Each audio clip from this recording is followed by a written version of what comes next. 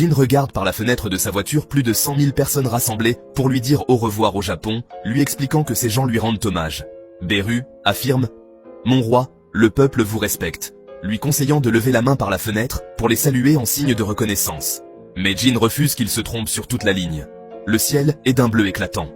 Plus tard, Jin demande quelles sont les chances d'être assis à côté de quelqu'un qu'il connaît dans un avion, espérant que ce ne soit pas une coïncidence. L'homme lui répond que ce serait bien de le penser, mais que ce serait exagéré. En saluant à nouveau Adam White, l'agent est surpris. Jin se souvient de lui, et dit que c'est un honneur de le revoir. Avec un sourire narquois, Jin pense que c'est Beru qui lui a donné le nom de l'agent. Jin annonce que l'accord est annulé. Conscient de dépasser les limites, Adam White lui dit qu'il a une question urgente à discuter. Jin demande si les États-Unis ont également échoué à arrêter la porte de rang S, mais Adam rétorque rapidement que cela a été réglé sans problème. Ouvrant son ordinateur portable, Adam demande à Jin de regarder une vidéo de pompiers luttant contre un incendie. Jin demande ce qu'est cette vidéo, et Adam lui conseille de la regarder jusqu'à la fin. Il explique que l'homme qui a déclenché l'incendie est Christopher Reid, l'un des chasseurs de rang Nation. 1800 pompiers et 14 chasseurs de type mage de haut niveau ont été mobilisés pour éteindre ces flammes, notant que pour que le feu soit si intense, il devait y avoir eu un combat.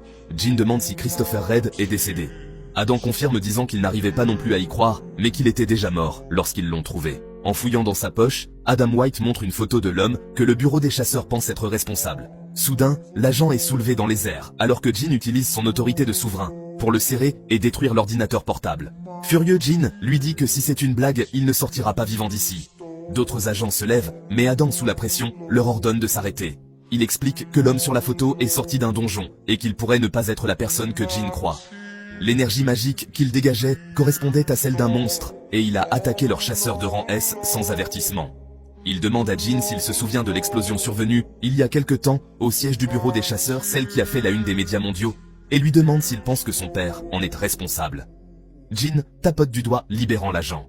Adam explique qu'après avoir battu leur chasseur, l'homme a disparu et que le bureau l'a recherché sans succès. Comprenant Jin, il lui dit que le profil de l'homme suggère qu'il est le coupable le plus probable. Jin demande pourquoi l'agent lui a montré la photo, et Adam répond « La conférence internationale des guildes ». Lors de cette conférence, où les représentants des guildes les plus puissantes du monde se réuniront, le bureau des chasseurs américains compte émettre un avis de recherche internationale pour cet homme. En d'autres termes, l'enquête ne sera plus tenue secrète. Et cet arc continue. Abonne-toi pour la suite.